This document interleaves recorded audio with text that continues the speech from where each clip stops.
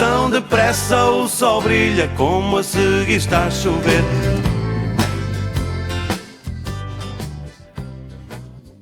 Hoje estou cá na pessoa de responsável e voluntária da Cruz Vermelha, chamo-me Bárbara Pessoa, e irei encaminhar um bocadinho este podcast acerca das perturbações de comportamento alimentar na companhia da doutora Ana Rita Rodrigues, dado que este tema acaba por ser um tema que nos acompanha ao longo da nossa vida, a relação com a comida, de certo modo, e para algumas pessoas essa relação pode se tornar um desafio muito sério, e afetando não só a saúde física, como também a saúde psicológica, e nesse sentido era importante nós trabalharmos e envolvermos aqui sobre este tema e percebermos os possíveis tabus até, ou desinformação que existe acerca deste tema que é tão importante.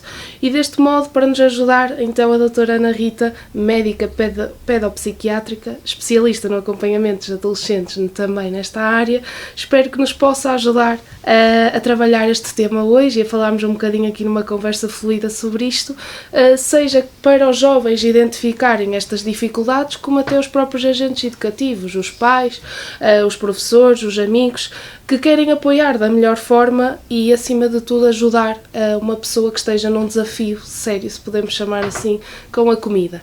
Por isso, doutora Ana Rita, bem-vinda e muito obrigada por ter-nos acolhido e recebido para vir a este grande podcast e, acima de tudo, fluirmos aqui um bocadinho nesta conversa e dar-nos um bocadinho o seu feedback do seu trabalho e do que é que tem sentido acerca deste tema, das perturbações do comportamento alimentar, onde é que acha que existe mais perturbações, se é nos rapazes, se é nas raparigas, se é em que idades propriamente ditas, falarmos aqui talvez em alguns sinais de alerta também que são importantes e os fatores de risco e de desenvolvimento que podemos ter também, e uma possível mensagem final, se podemos chamar assim, para passar a todos os que nos vão ouvir acerca deste tema também.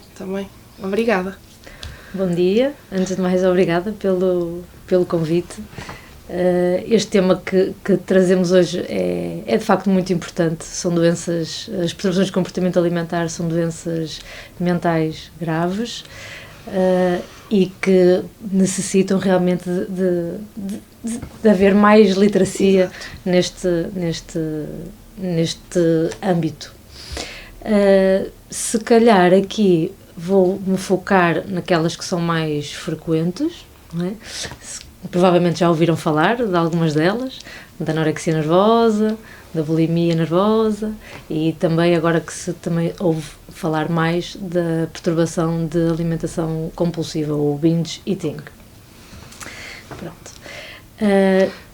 E o que é que tem-nos a dizer um bocadinho, então, havendo estas três mais características e principalmente essa última que talvez não esteja tanto no conhecimento das pessoas, o que é que caracteriza cada uma delas? Assim, uma pequena introdução, um pequeno resumo, propriamente, se podemos chamar assim, para aqueles que não conhecem, ficarem a conhecê-las, se for possível. Acho que a anorexia e a bulimia é uma coisa já muito comum e que muitos de nós já ouvimos e sabemos, mas talvez a última não estejamos tão informados, podemos chamar assim, e era importante passarmos este feedback se calhar também. Claro que sim.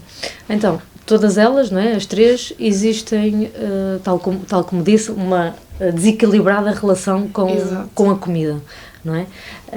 E também com a própria imagem corporal. E isto cria, claro, uma alimentação muito, muito desequilibrada e muito sofrimento, muita angústia emocional nestes jovens. Digo nestes jovens porque isto é muito mais frequente nos adolescentes do que nas crianças. Pronto. Por isso, portanto, em relação à anorexia nervosa, assim, muito resumidamente,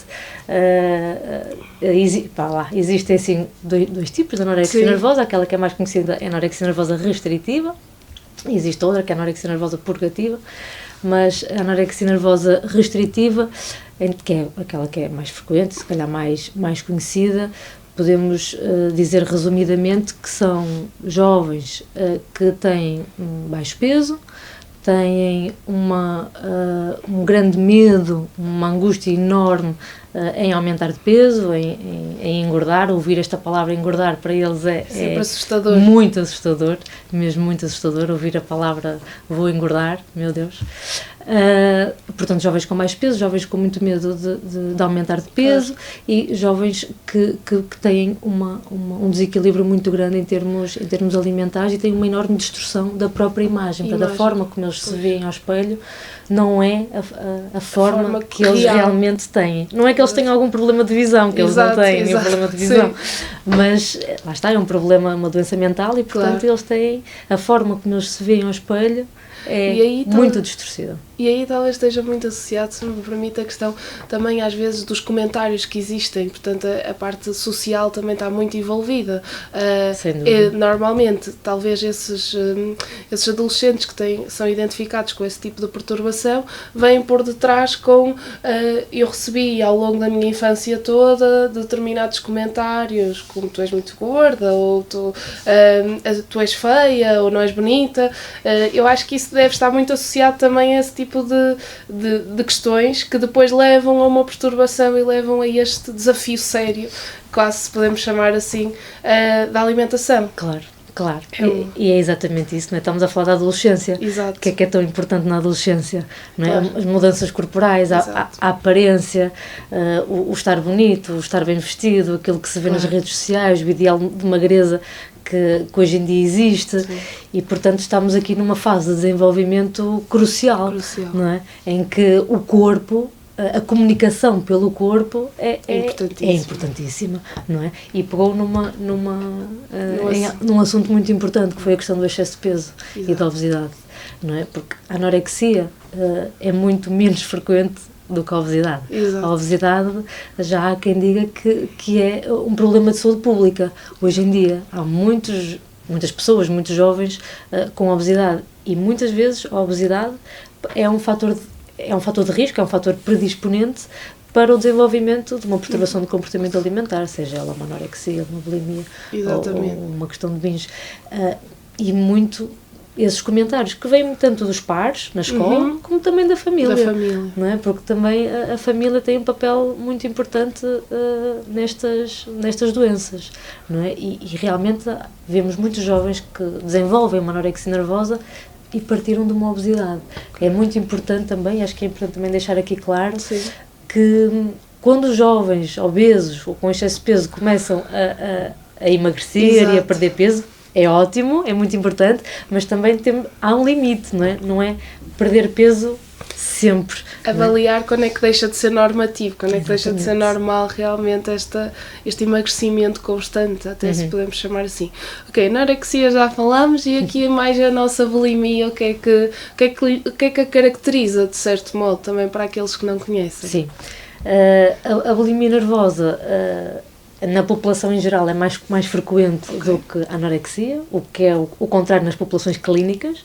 Numa população clínica, nos jovens que eu atendo em consulta, a anorexia é muito mais frequente do que a bulimia. Mas na população geral, a bulimia é mais frequente, se calhar procuram menos os cuidados de saúde, ou em termos também de consequências orgânicas ou físicas, não têm tantas consequências, e se calhar por isso não procuram tantos cuidados de saúde.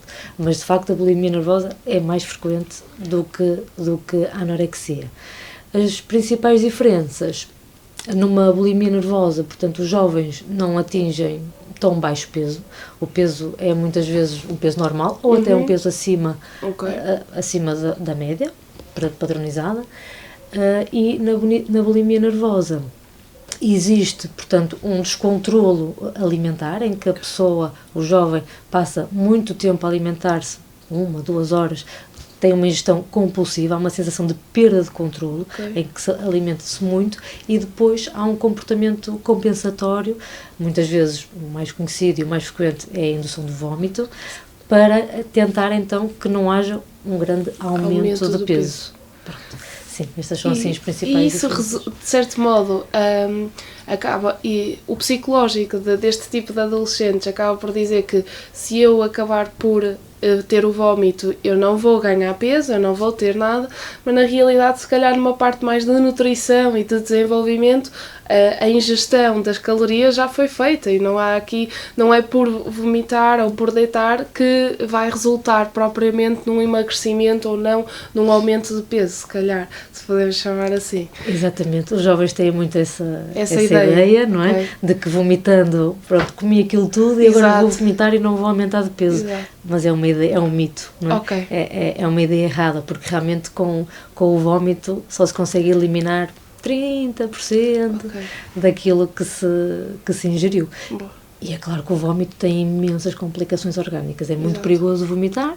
O vomitar vai causar desequilíbrios ao nível do nosso sistema metabólico e endócrino e pode levar a convulsões e a necessidade de internamento porque há muitos desequilíbrios. Ok, boa. E já agora, quanto à nossa última, terceira mais prevalente perturbação e indicação propriamente que existe mais nesta parte comportamental alimentar, o que nos diz sobre ela? O que é que acha que é mais característico que nós podemos conhecer? A perturbação da ingestão compulsiva, né, o do binge eating, é ainda mais frequente do que a bulimia nervosa. Mas também não vemos isso na população clínica, vemos isso na população geral. Na população clínica, sem dúvida, que a anorexia nervosa é a mais frequente. Permita-me só dizer uma coisa, será que, só por uma curiosidade pessoal minha, talvez a anorexia nervosa seja a mais conhecida ao nível clínico, porque é aquela se calhar mais evidente, se podemos chamar assim, a nível físico, não é? Olhamos e verificamos que aquela pessoa está emagrecida, portanto necessita de um apoio, necessita de saber se está tudo bem. Será que é uma hipótese, não é? É uma possibilidade? É uma possibilidade, sim, sem dúvida, não é? Com a anorexia nervosa há muitas complicações orgânicas e a aparência muda muito. Isso depois poderá ser, é um dos sinais de alerta, não é? Que falaremos mais à frente. Mas, sem dúvida, não é?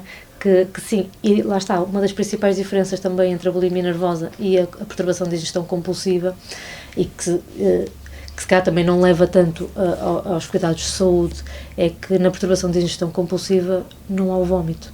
Portanto, só há a ingestão compulsiva, só há aquele descontrolo, aquela hora ou 2 horas em que o jovem está-se a alimentar de forma compulsiva, de forma descontrolada, mas depois não há o comportamento compensatório. Portanto, nem sequer não há o vómito, portanto não há consequências orgânicas, não há aqueles desequilíbrios, não há... Mas há um aumento de peso. Há um aumento de peso. Exato. E há um descontrole, há uma angústia, há um sofrimento muito grande nestes jovens para se alimentarem desta... E já agora, começando então se calhar por desta ingestão compulsiva, quando é que nós, ou quando é que talvez até os próprios pais, a relação de pares, os familiares ou a escola, avaliando isso e vendo que, por exemplo, eles levam o X de lanche para a escola, não é? E a seguir já pedem, olha, podes-me pôr mais um bocadinho de lanche porque eu quero, ou então já têm dinheiro e já vão ao bar comprar, ou já vão aproveitar por ir comprar mais coisas, mesmo às vezes sem conhecimento dos próprios encarregados de educação. Quando é que nós, e aqui se calhar falando já numa questão de sinais de alerta, quando é que é realmente importante perceber se isto é normal ou se é necessário aqui algum acompanhamento e avaliação e observação do que se está a passar? Muitas vezes, quando há estes episódios de ingestão compulsiva, são feitos às escondidas. Eles não fazem isto na escola. Não fazem isto à hora de jantar. Não fazem isto à hora do lanche. Fazem isto quando estão sozinhos em casa. Fazem isto à noite. E, portanto, não fazem à vista dos outros. Não fazem isto à vista dos colegas, não fazem isto à vista dos professores, não fazem isto à vista dos pais. Muitas vezes eles comem o que há em casa. Restos, nem aquecem o arroz ou a carne que sobrou e comem 4, 5, 6 pães, comem um queijo inteiro, comem não sei quantos pacotes de bolacha. Às vezes os pais, se estiverem assim mais atentos, podem conseguir perceber que faltam aqui pacotes de bolacha, onde é que eles estão? Ainda comprei no supermercado há 2 ou 3 dias e já não há. Onde é que estava o arroz que sobrou ontem do jantar? Eu não deitei fora, não está no lixo, onde é que ele está? e podem-se começar aperceber, por aí, sim, exatamente. às vezes latas de Nutella vazias, latas sim. assim de frascos, não é? É realmente algo Que eles escondem debaixo da Pois, cama, exato. ou que escondem dentro dos Exato, armários, ou em caixas, ou nas mochilas, sim, para depois sim, pôr ao sim, lixo. para pôr ao lixo, para depois nem haver realmente Sim, isto é, os jovens muitas vezes, na grande maior parte das vezes, para não dizer sempre, sentem vergonha, sentem Claro. culpa depois disto. Portanto, eles fazem isto às escondidas, durante a noite, quando estão sozinhos, é mais nessas acabam, alturas. portanto, eles acabam por fazer esta compulsão e esta ingestão compulsiva de comida, a seguir sentem esta, se calhar, sensação de culpa e eu não devia ter feito isto, mas acabam por não ir para uma bulimia, ou seja, acabam por não ir fazer ingestão. Podem não ir, uns vão, outros não. Outros Okay. podem ter outro tipo de comportamento. Claro. E ainda se calhar mais... ou tão graves. Mais graves, exato. Sim, não sim. é? Comportamentos auto-infligidos. Claro. Sim, isso muitas vezes acontece depois desta desregulação emocional que levou a esta desregulação e a este desequilíbrio na alimentação. E em que momento é que nós conseguimos, de certo modo, imaginem, não faço a mínima ideia, faz de conta que isto me está a acontecer exatamente em minha casa, eu não faço ideia, como é que a gente, se calhar, como especialistas da área e talvez com mais conhecimento, se podemos chamar assim, que mesmo assim acho que ainda há necessidade de muito mais conhecimento deste tipo de perturbações, como é que nós, se calhar, conseguimos avaliar? Ou será que talvez esta questão do... Eu tenho muito esta ideia de a ida ao psicólogo devia quase funcionar como a ida ao dentista, em que seja mesmo quase obrigatório que nós vamos pelo menos uma vez ao ano, em que é muito precoce, ainda devemos ir a muito mais. Mas talvez através disso conseguimos depois em consulta ou até na parte da pedopsiquiatria ou em que momentos em que talvez nós consigamos ajudar este tipo de adolescentes que estão numa situação de crise, que estão quase numa situação já séria e nós não fazemos a mínima ideia, não temos mesmo hipótese. Eu estou a tentar me colocar nas pessoas que eventualmente nos ouçam e percebam, ok, eu não faço a mínima ideia, se calhar isto está-me a acontecer e eu não tenho ideia disto. Como é que será que existe alguma receita mágica para nos ajudar nisto? A receita mágica, infelizmente, não consigo dar nenhuma. Exato. Mas como cuidador, como pais destes jovens, claro que é muito importante estar presente, estar atento, tentar perceber algumas alterações de comportamento.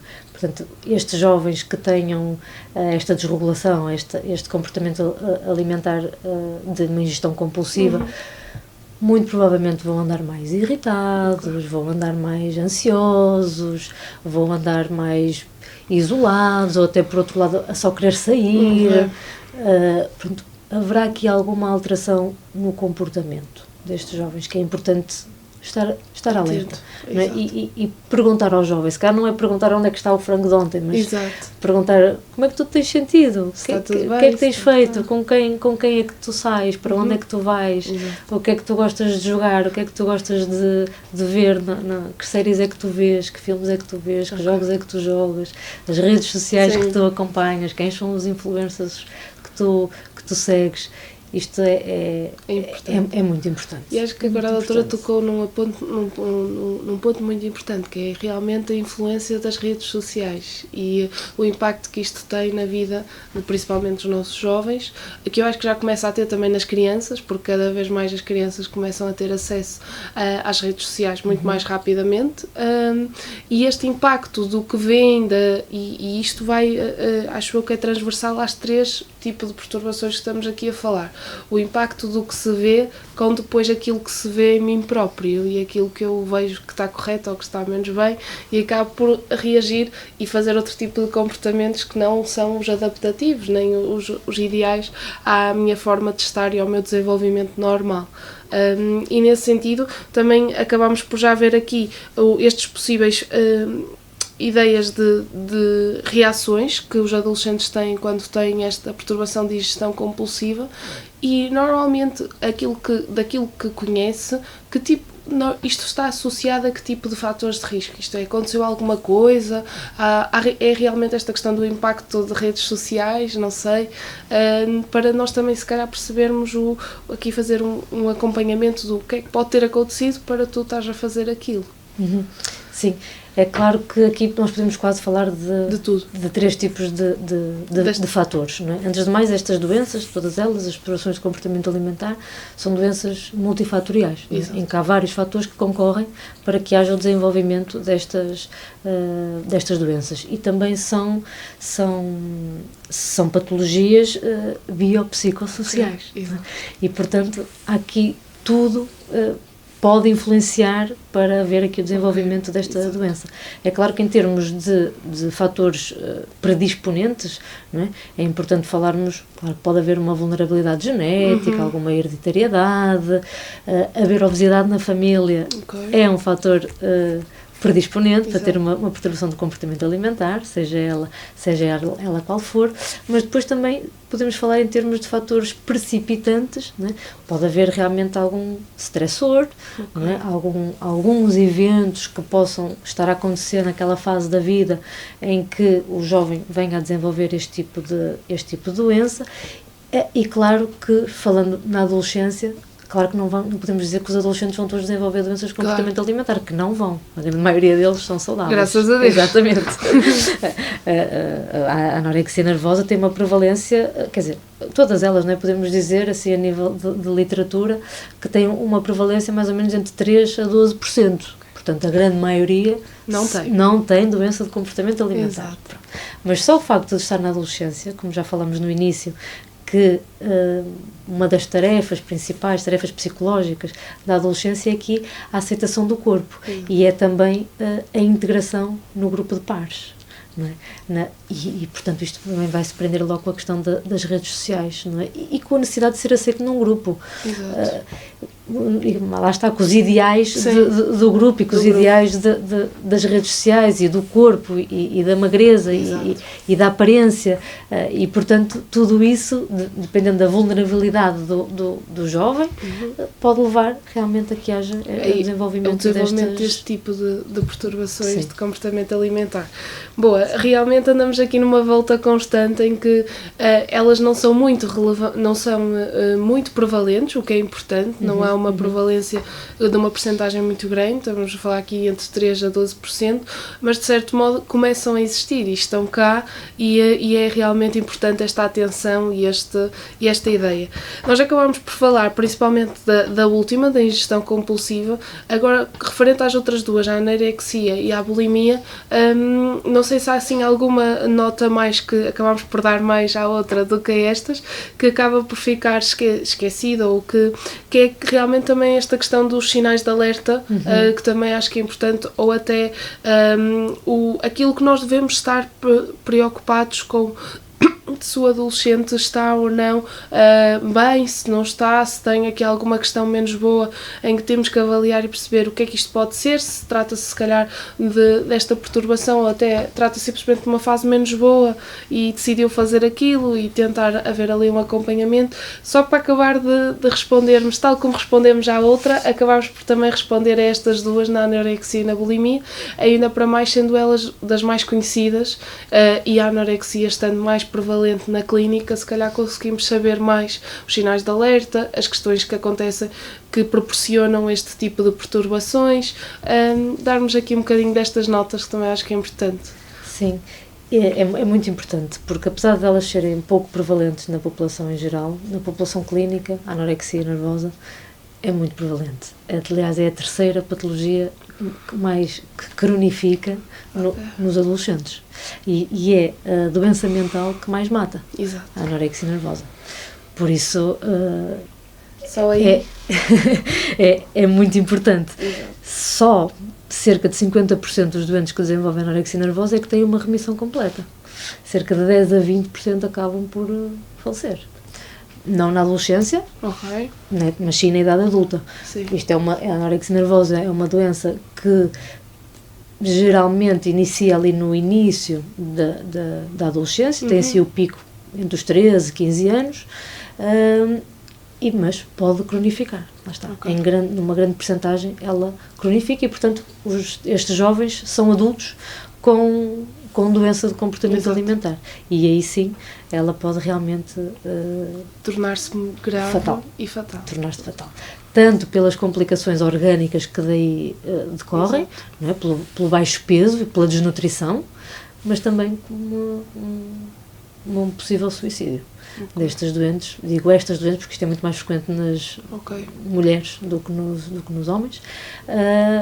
Tem uma angústia muito, muito, muito grande e, portanto, pode realmente acabar numa... E o tratamento psicológico não é capaz de ser totalmente eficaz para conseguirmos acabar por desconstruir aqui esta ideia e este desafio que elas, neste caso, porque é mais prevalente nas mulheres, e aí já respondeu uma das questões que nós tínhamos de perceber o que é mais prevalente neste tipo de perturbações, a ser nos rapazes, nas raparigas, nas mulheres ou nos homens. Percebemos que é realmente nas mulheres, e é crucial e é importantíssimo quando nós estamos aqui a falar que há uma grande prevalência em que, não sendo tratado e não sendo conseguido chegar a um bom resultado positivo, torna-se num futuro próximo fatal, e isso é preocupante. E estamos a falar apenas de uma percentagem pequena de supostamente identificação da perturbação, até 12%, mas isso já é importante porque acabamos por ter depois mortes, acabamos por ter suicídios, e acho que por uma questão que é comida. Nós estamos a falar da questão comida, a nossa relação com a comida. E aí, quando vamos um bocadinho também atrás, que é aquilo que falámos da importância da atenção que temos que ter ao outro e ao que está ao nosso lado, quer sejamos nós os cuidadores diretos ou os indiretos, mas estarmos atentos para realmente não nos esquecermos, porque está-se a tratar, acho que até para depois quem nos ouve vai captar um bocadinho esta atenção do género, ok, estamos a falar da anorexia, bulimia, isso é normal, isso acontece. Conheço, de certeza que há várias pessoas que conhecem pelo menos uma pessoa no seu núcleo que tem este tipo de perturbação ou que tem este desafio com a comida. Se calhar não tem a noção que isto pode criar um resultado menos bom e menos positivo. Sem dúvida, sim. O resultado pode ser mesmo muito negativo, mesmo muito preocupante. Aqui, em termos da anorexia nervosa, fatores de risco, os sinais de alerta, para os pais ou para os professores estarem mais atentos. Posso dizer, quando há assim uma grande mudança em termos do padrão alimentar, mas de repente decidi que quero fazer uma dieta, decidi que vou comer saudável a partir de hoje. Comer saudável é bom, não é? Exatamente. Quem é que não quer comer saudável? Que médico é que não indica que se deve comer saudável? Não é? Portanto, comer saudável é muito... a partir de agora é só grelhado, nem quero tanto arroz, não quero tantos hidratos, vou deixar de comer fritos, vou deixar de comer sobremesas, não quero bolos, não quero açúcares, quero tudo magro. Sim. Isto é assim, o principal sinal aqui de alerta quando há uma grande alteração no padrão de alimentação. Mais uma vez, é importante aqui pensarmos, então, e se os obesos, quer dizer, o próprio nutricionista, o próprio pediatra diz que é para comer de uma forma regrada e para comer saudável. Exatamente. Então está-me a dizer que ele vai ficar anorético? Não estou a dizer que ele vai ficar anorético. Sim. Mas lá está, temos que ver sempre um equilíbrio. Até onde, não é? Até onde é que isto é saudável. Não é? Quando há uma grande restrição daquilo que se ingere, não só posso comer este pratinho aqui muito pequenino, só vou comer legumes e carne branca. Certo. Ou só vou comer peixe agora e legumes. Estou-me a lembrar de uma questão que agora a doutora está a falar desse tipo de restrições e sinto daquilo que conheço que há cada vez mais um maior número de adolescentes a passar um bocadinho para aquela questão de eu agora não como carne nem peixe, agora sou vegetariano. Ou agora é aquilo de... Depois há várias especificidades do vegetariano, não é?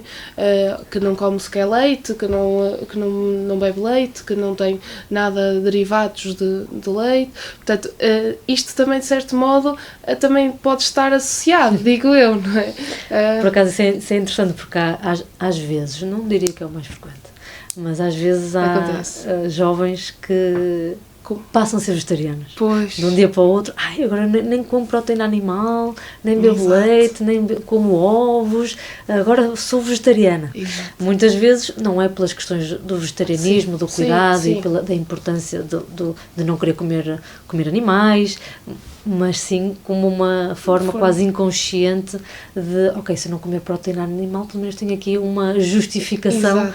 Se eu for vegetariana, tenho aqui uma justificação para não comer isto. Sim. E, portanto, nas reuniões de família ou na escola... Sim, acaba por ser mais fácil. Não como e, portanto... Mas isso não é uma questão de vegetarianismo, Ok, não é? exato. É mesmo uma perturbação do comportamento alimentar e que às vezes arranjam esta forma de restringir, sim. a alimentação. Sim. Há bocado falamos só que realmente isto é muito mais frequente nas raparigas do que nos rapazes. Mais uma vez, na adolescência, o corpo, não é? As raparigas querem um corpo magro, mas os rapazes querem um corpo musculado, não é? E, portanto, muitas vezes nos rapazes a questão não é a restrição alimentar, mas sim a proteína, mas sim o querer ir para o ginásio, o querer fazer musculação, o querer comer de forma saudável. Sim. Pronto, isso tem outros nomes, vigorexia e ortorexia, que se calhar também já ouviram falar, sim. Mas que hoje em dia não são ainda conceitos ou não são ainda doenças, a OMS não definiu ainda como doenças, mas se calhar mais como conceitos e comportamentos. E nos rapazes é mais frequente vermos esse tipo de comportamento alimentar. Não é? De quererem para ter um corpo mais musculado e não tanta restrição. Claro que existe anorexia em rapazes, e quando existe é grave, sim, e às vezes muito difícil de tratar. De fazer o tratamento. Sim. Muito bem. Outra aqui também das questões, e acho que também pode estar muito associado, nós estamos a falar que isto normalmente é mais prevalente na questão da adolescência, mas também acho que é importante, que também já falámos aqui de vez em quando, da questão das crianças, cada vez mais têm mais acesso à questão das redes sociais e à influência da comunidade, do grupo, do núcleo em questão. Se também a doutora tem alguma informação deste tipo de perturbações começar a ser evidente mais nas crianças e em que isso está realmente se calhar associado a este tipo de questões de resposta social e da influência da parte social na vida deles. Também, por outro lado, a questão das mudanças hormonais ao longo do tempo, e falando, portanto, fazer quase aqui uma linha do tempo em que começares com as crianças e depois aos poucos a questão do desenvolvimento da criança, a questão hormonal, tudo isso se depois também influencia, porque acaba por, principalmente nas raparigas, ao aparecimento às vezes do acne, ou então às vezes até acaba por terem de acabar por ingerir questões de métodos para regular a sua menstruação, outro tipo de coisas que acaba por depois ter consequências no seu corpo ou seja, fazer aqui uma linha do tempo de prevalência e também de perceber até que ponto são fatores desenvolvimentais e acabam por ter influência neste tipo de perturbações que também estamos a falar. Pronto, falando estas três principais perturbações de comportamento alimentar são sem dúvida muito mais frequentes na adolescência do que na infância. Existem outras perturbações de comportamento alimentar, comer coisas que não são alimentos, a perturbação da ruminação, questões mais de seletividade alimentar. E isso sim existe na infância. Mas anorexia nervosa, bulimia nervosa, binge eating, muito mais frequente na adolescência, sem dúvida. Sim. Muito mais frequente. Mesmo. Ainda bem, isso é mesmo importante. A questão das hormonas, do acne, lá está, é na adolescência que acontece, não é? Na adolescência, lá está, a mudança corporal acontece porque existem alterações hormonais, não é? Que levam a que haja evolução nos caracteres sexuais secundários, tanto nas raparigas como nos rapazes. Nas raparigas existe maior acumulação de gordura. Exato. E realmente a aceitação pela mudança do corpo pode ser muito, muito difícil e levar a a este ainda tipo de comportamento. acabar por aumentar a prevalência, de certo modo, não é? Sim, exatamente, por isso é que é maior Exatamente, na adolescência. Na adolescência, certo. Como cuidadores e como pessoas que estão atentas e evidenciando que há aqui algum adolescente que realmente foi identificado com este tipo de perturbação ou que tem aqui alguns sinais que já despoletam para... Como é que, se calhar, a família, identificando isso, porque já chegámos ao ponto em que primeiro o papel mais importante de nós, como pessoas que queremos ajudar o outro, é realmente estarmos atentos. E a partir do momento que identificamos alguns sinais de alerta para este tipo de perturbações, daqueles que já falámos até agora, como é que nós devemos agir? Qual é o próximo passo? Se tivermos que fazer quase um manual de conduta, ou em vez de chamar o 112, o que é que nós temos que fazer? É isso, exatamente. O 112, exatamente, não é uma opção. Não é uma opção, não. As perturbações de comportamento alimentar são doenças que cronificam, não é assim uma doença aguda, exato, que seja preciso ir logo para o serviço de urgência, não, de todo, mas sem dúvida que são doenças que precisam de muita intervenção. E a intervenção aqui, nestas doenças, é uma intervenção multidisciplinar, que tem que haver vários técnicos envolvidos. Um pedopsiquiatra, um pediatra, um psicólogo, um enfermeiro. É importante haver aqui uma equipa multidisciplinar que articule, que falem todos entre si, todos com a mesma linguagem. Exatamente. Para tentar aqui ajudar. Um trabalho em equipa, de certo modo. Sem dúvida. Estava-me a lembrar que também deve ter uma grande influência a questão nutricionista, a questão nutricional. Sim. Porque em alguns destes casos, né, eles apresentam a bulimia principalmente e a ingestão compulsiva, se calhar até apresentam um bocadinho mais de peso do que devem apresentar, portanto acabamos por recorrer se calhar ao nutricionista para pedir ajuda. E é importante quase que haja aqui também um trabalho, juntamente com os restantes agentes que acabámos de falar, de avaliar como é que a questão está para perceber se ela acaba por ser, deixa de ser normativa e passa a ter um desafio maior e precisamos de intervir. Sem dúvida. Aqui os comprimidos é mesmo a reeducação alimentar. Porque não há um tratamento farmacológico preconizado e em que haja indicação para tratar a anorexia nervosa, que é aquela que é mais prevalente na clínica. Exatamente. E, portanto, os comprimidos, entre aspas, é mesmo a alimentação. É mesmo uma reeducação alimentar. E, por isso, no pediatra, o pediatra faz um plano alimentar, não é? Em que, tal como há outras doenças, não é? Em que temos que tomar um comprimido ao pequeno almoço, ao almoço e outro ao jantar, por exemplo, aqui é importante que o pequeno almoço tenha determinados nutrientes, que o meio da manhã também tenha determinados nutrientes, o almoço, o lanche da tarde, o jantar, é feito todo um plano alimentar para... Que é quase a receita. É a receita. É a receita. É a receita. Exatamente. Não é o medicamento, não. É a receita. A receita é mesmo uma reeducação alimentar. Isso até pode ajudar até os próprios cuidadores a passarem esse feedback ao adolescente que está a passar por isso, que é, não, isto é a receita que tu tens que seguir. Se não seguires esta receita, pode piorar. Exatamente. Ou pode não melhorar, não é? Mas estes jovens procuram tanta coisa na internet e no mundo digital, que muitas vezes os pais sentem que, ouço isso muitas vezes na consulta, eu não sei alimentar o meu filho. Porque a filha, não é? Que é mais prevalente nas raparigas, sabe tanto sobre a alimentação, sabe as calorias todas dos alimentos, sabe tudo e mais alguma coisa que se possa imaginar sobre determinado alimento, que os próprios cuidadores sentem que não conseguem alimentar aquela acabam por colocar jovem em questão a sua própria função, a sua própria ideia. Estou-me a lembrar que no meio disto tudo não falámos de balança. E eu acho que realmente deve ter aqui um grande peso, porque, nomeadamente os da anorexia nervosa, calculo eu que estejam constantemente, talvez, ou não sei, curioso da minha parte, a pesarem-se e a saberem, ou a pesar os alimentos, ou, portanto, vários... Exato. Mas se calhar não falámos de balança, porque a balança não pode haver balança. Não pode haver, ok. Para que não haja perturbação, não pode haver. Não pode haver balança lá em casa. Ok, exato. Precisamente por causa disso. Ok. Porque elas, pesam-se diariamente, mais do que uma vez por dia. Acabam de comer, vão-se pesar. Pesam-se antes de comer, pesam-se depois de comer.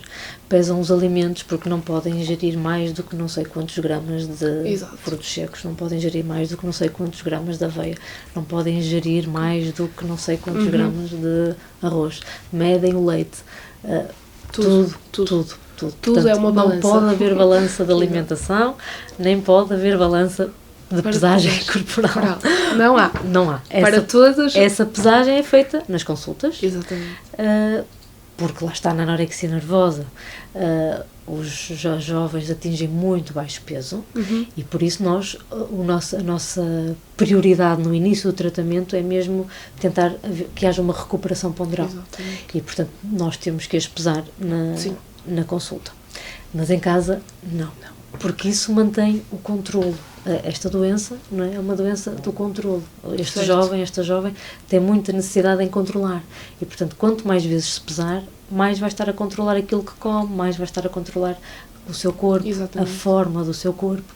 E, portanto, temos que tentar eliminar esse fator. Este controle da doença. Exato. Não é? E, por isso, retirar as balanças lá de casa.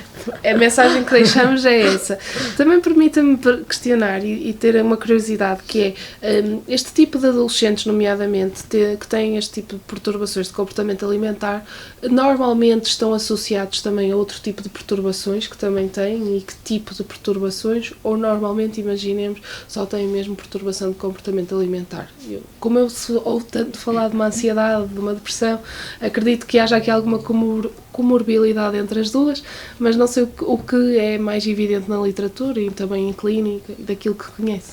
Sim, sem dúvida. Muitas vezes está presente alguma sintomatologia mais ansiosa, mais depressiva, que são aquelas que são mais características, sim. Na bulimia e na ingestão compulsiva, que é uma coisa, são doenças mais de algum descontrole, enquanto que a anorexia é do controle. Exato. As doentes que têm anorexia são muito diferentes das doentes que têm bulimia ou perturbação de ingestão compulsiva.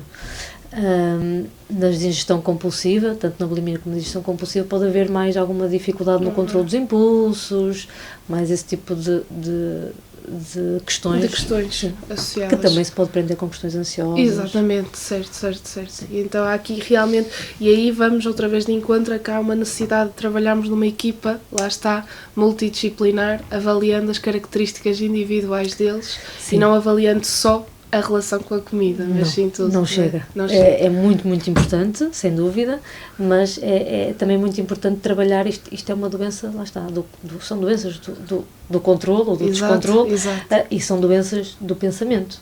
Não é? Portanto, estas jovens têm pensamentos muito distorcidos acerca de si próprios, acerca do seu corpo, acerca da comida, e é muito importante, lá está, em termos de intervenção psicoterapêutica, que a intervenção é essa, não é farmacológica, é psicoterapêutica, é muito importante haver aqui a abordagem dos pensamentos intrusivos, dos pensamentos obsessivos, destes pensamentos doentes, dos comportamentos que estes pensamentos levam a pessoa a fazer. Haver uma causa e efeito, não é? Avaliar. E, portanto, tudo isto é importante ser intervencionado a nível da psicoterapia.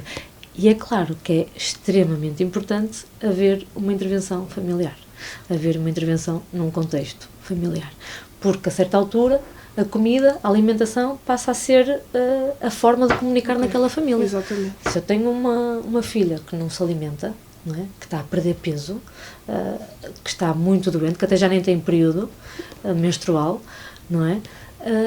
Eu vou-me focar na comida, eu quero que ela coma. Claro. Não é? E, portanto, as refeições são sempre momentos muito difíceis naquelas famílias. E a comida tem aqui um papel fundamental na comunicação da família. E é mesmo muito importante, em todas as consultas, é importante ouvir a família e às vezes fazer consultas só mesmo com a família para dar algumas orientações.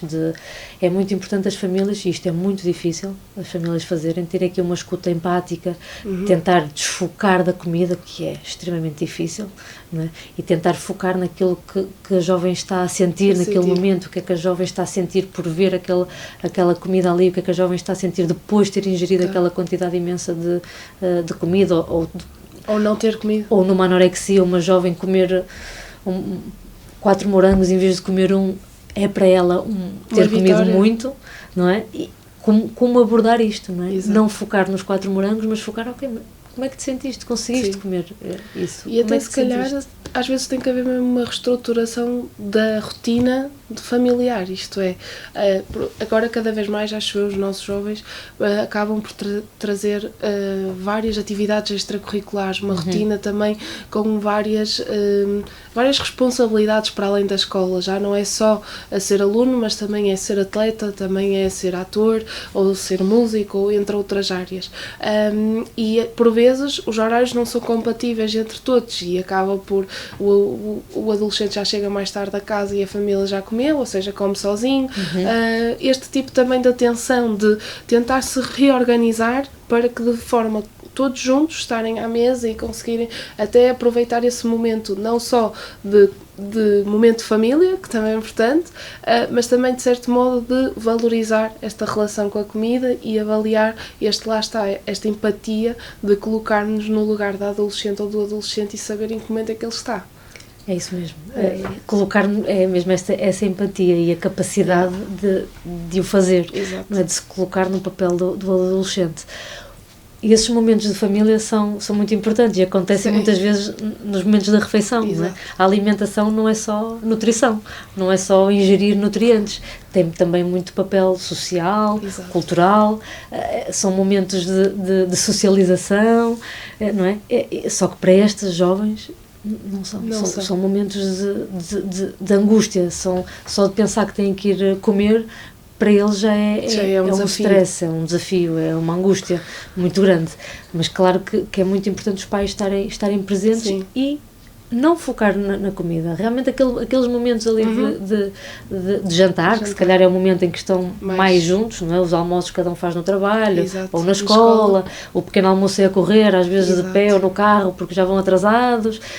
Enfim, portanto, realmente o jantar se calhar é a refeição. Valorizar mais o estar presente. O que é que fizeste hoje? Como é que correu a escola? Com que amigos saíste? Do que é que falaram? O que é que viste? Focar aí mais nessas questões. Eu acho que nós, na verdade, fomos respondendo aqui a todos os nossos objetivos deste podcast e deste tema. Acima de tudo, deixo agora a palavra à doutora se quiser dar alguma mensagem, alguma ideia final de conselho ou de até aos próprios cuidadores que querem apoiar da melhor forma, mas já vai muito de encontro àquilo que nós estamos a acabar de dizer. Portanto, foi muito giro porque acho que acabámos por ir buscar várias ideias e várias coisas que foram surgindo em palavras soltas e que depois acabámos por criar aqui o raciocínio e uma ideia acerca deste tema. Mas acabo por deixar aqui estes momentos finais, se a doutora quiser dizer algo também para esta equipa e estas pessoas que nos vão ouvindo, para ficar com a ideia final deste tema, se podemos chamar assim. Se calhar começo pelos cuidadores, não é? Pelos pais, pelos professores, mais pelos pais, se calhar, que realmente é muito importante estarem presentes, estarem não atentos. Quer demais. Não, estarem atentos aos comportamentos dos jovens, não focar aqui na questão da alimentação, mas focar sim naquilo que interessa ao jovem. O que é que interessa ao jovem? A socialização, os amigos, a escola, o que é que eles gostam de fazer, o que é que eles gostam de ver, não é? Já com o mundo digital hoje em dia não podemos não falar sobre ele, não é? Portanto, colocar-se no papel do adolescente, não é? E falar com o adolescente sobre aquilo que eles realmente gostam. Para os adolescentes, seria ótimo que o peso, que eles percebessem que o peso, que a aparência, que não é de todo o mais importante, não é? Apesar de parecer naquele momento que o corpo e que a forma como nós nos vestimos e como nós nos apresentamos é o mais importante e com isso é que eu vou ser popular, não é o mais importante. O mais importante é como somos, como se comportam, como estão na vida, o que é que defendem, os seus ideais, do que o corpo e a aparência. Obrigada mesmo, doutora. Acho Obrigada. que correu mesmo muito bem e, acima de tudo, que hajam mais oportunidades destas para debatermos e discutirmos um bocadinho este tema que é tão importante também e cada vez mais esta relação séria com a comida, que deixe de ser tão séria e que passa a ser um pouco mais normal, se podemos chamar assim, e consigamos ter, depois disto, que as pessoas fiquem mais informadas e fiquem com mais ideia do que é isto e de onde é que podem ajudar, que acho que chegamos a esse resultado.